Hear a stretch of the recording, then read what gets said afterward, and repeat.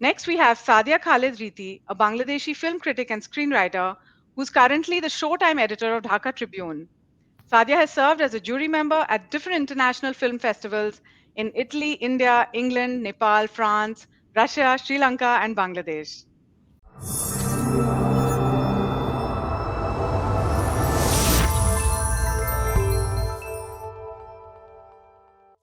I'd like to bring in the Bangladeshi perspective now. So, Sadia, I'd like to ask you at this point, can you share, about any, films or projects that particularly stand out for you from Bangladesh for whatever positive or negative reasons when it comes to gender representation? Okay. Yeah, so last year, the most successful film that ran in our theaters. Let me just illustrate that, the story of that to bring in some perspective about what kind of films we're making and what kind of films people are gravitating towards, the mass Right. audience. Not the film savvy audience, who watch the world films. So we are in a much better place, and we can talk about that in a bit. But let's start with the mask first. So last year there was the most successful film in theater that ran for months, and it was so successful, in fact, that this Eid they even ran it again. So yeah, it was probably released last year's Eid, and now it was so successful that it was released again. So the story was about, so this girl has an affair with two boys, and those boys, for their jealousy, end up killing each other. And the public sentiment and the audience sentiment was that it's the girl's fault because she had an affair with both of the boys, and it wasn't the boys' fault that they killed each other. So they're really condoning male, that oh, they really didn't have any choice. They were so intoxicated by this girl that they ended up killing each other. So it's all the girl's fault. So that's how every audience was interpreting this story, and it was so shocking to me that such a misogynist film is being so popular. It's not just the say the less educated people. It was also the very educated class that was that was really going to theaters and appreciating the film. Yeah. So it was, it was like an eye opener towards where we stand even now in 2023. Yeah. But representation of women has always been a reflection of how women are represented in our society. Representation in film has been a reflection of that to some extent, but also Yeah. because we had mostly male filmmakers, the male gaze was Mm. always there. Our women came into filmmaking. The first one was Rebecca in 1970. She made a film called Bindu Theke Brit. And Mm. there was another one, Shami Akhtar. She's still making films. She was prominent in the 80s and 90s, and now she's still making films. And Mm. now we have very, very prominent filmmakers like Rubat Hossain, whose film is premiering in TIFF. And we Mm. have Humaira Bilkis, whose film was shown in IDFA. So we have the biggest film festivals in the world that are premiering films made by our women. We don't have too Mm. many of women filmmakers, but the ones we have are really excellent. So Mm. yeah, so the audience perspective from the mass, it's very disappointing. We haven't Mm. changed a lot in that sense, but the Mm. filmmakers are definitely moving ahead despite any, stereotypes and Yeah. tropes. So then there are both those trends. On one hand, we do have those kind of regressive themes that seem to work with the masses, and then on the other hand, we do have women filmmakers who are coming ahead and who are, creating different kinds of content, more path-breaking content. Yeah. So Sadia, tell us about, you've been a jury member at various award festivals. What is something that you look out for, and is there any trend that you've observed that makes you hopeful about films from South Asia? Especially in terms of gender depiction and inclusive narratives. I'm very hopeful about South Asian films. This year has been great for South Asian films. Like I was in Berlinale this year to do a daily column for one of their papers, and India, South Asia had 8 films this year at Berlinale, which was huge.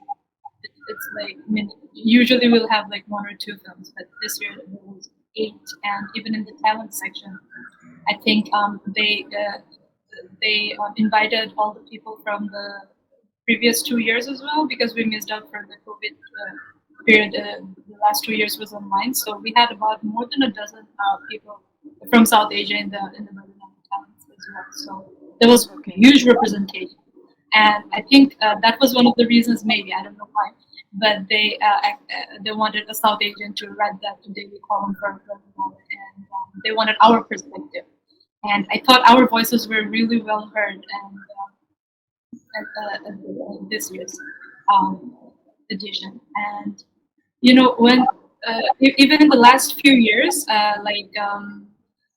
2 years ago, our film, one Bangladeshi film, was in the official selection in Cannes Film Festival. So I mean, we're really having like better representation in the European film circuit, and also in America. Like one of our filmmakers, Nuhash, had his film in South by Southwest, and he also had an award. He won an award. So yeah, not only in Europe but also in the American film festival circuit, we're seeing more and more representation from South Asia now. And when it comes to the, I mean, being remember for the Golden Globes, I saw that there were a lot of films from South Asia this year, and of course, you know, RRR won some awards as well. And there were a lot of Indian films and a Bangladeshi film, and also a few Pakistani films that were in the shortlist in the ballots and final ballots for selecting the nominations. So that's a very very positive side when it comes to awards and film festivals. We're definitely in an upward trend here. And when it comes but to just interrupting you here, I mean, do you think you can take it from the Shelja's cynical point of view that maybe that's where the money is? Like, is South Asia where the money is coming from? So they're representing us more? Do you think it could be that? definitely that's one of the things, because I mean, when I was in LA for 2 years studying and working, even at that time they were saying that the money is coming more from India and China than in America. So yeah, so a lot of money is being poured from the Indian production companies in Hollywood, so they're probably you know, they're learning to respect our representation more, because that's where the money is coming from. And also the streaming service is also one of the main reasons why we're having more representation now, because before I mean, in that time when I was in LA from 15 to 17, and I had like discussions with Netflix and other streaming services, and they weren't very interested in our stories back then.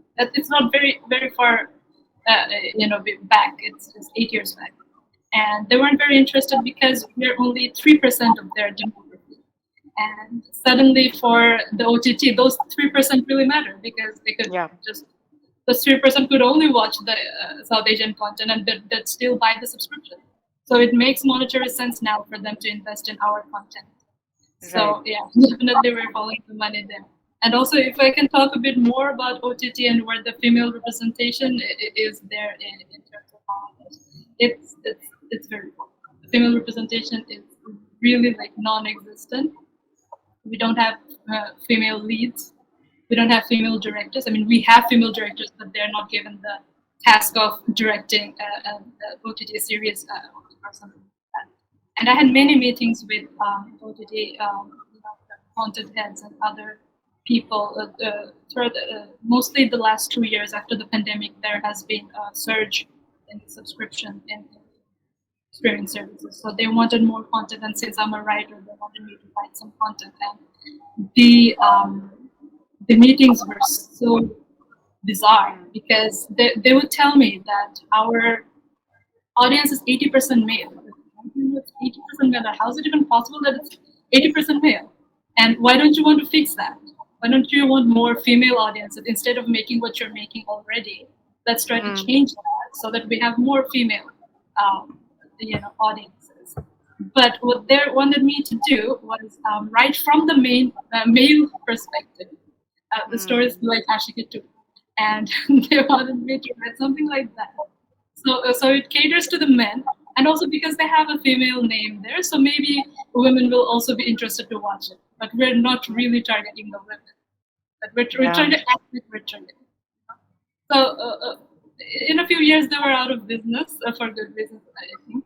But Yeah. but you know, And, and I really I really identify with this because though I've not been in the movie making business, but I have been in the content creation business and I've been in the magazine business, and the demand to make content that will appeal to men is, I think, there everywhere. You know, it's you may think that you're working in a women's magazine or a women's platform, but there is this demand because you know, the majority of the audiences on the internet are male, so there is something that I think all of us will probably be facing in our different mediums.